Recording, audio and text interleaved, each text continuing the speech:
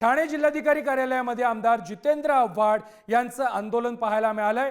शालेय पोषण आहारामध्ये अंडी बंद केल्यानं जितेंद्र आव्हाड हे चांगलेच आक्रमक झालेले होते। अंडी घेऊन जितेंद्र आव्हाड जिल्हाधिकाऱ्यांच्या दालनामध्ये पोहोचले आणि या ठिकाणी प्रशासनाच्या निर्णयाचा त्यांनी निषेध देखील केलेला आहे।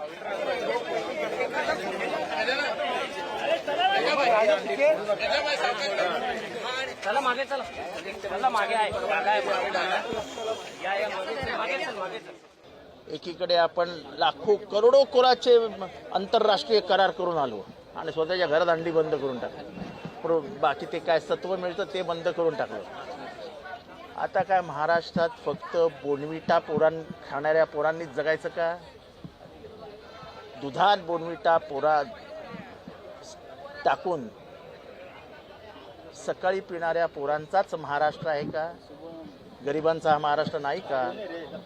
मायबाप सरकार हात काढून घेणार आहे का? या पोरांच्या आरोग्यावर परिणाम होईल असं ह्या महाराष्ट्र राज्याची भूमिका आहे का? महाराष्ट्रामध्ये एक कळत नकळत युद्ध सुरूच आहे, मांसाहार विरुद्ध शाकाहार। आणि शाकाहारी समाज संख्येने कमी आहे। आज 90% महाराष्ट्रातील लोक परंपरेने मांसाहारी आहेत, पण शाकाहारी लोकांचं वजन जास्त असल्यामुळे राजकीय शासकीय त्यामुळे अंड्यांवरती आलंय।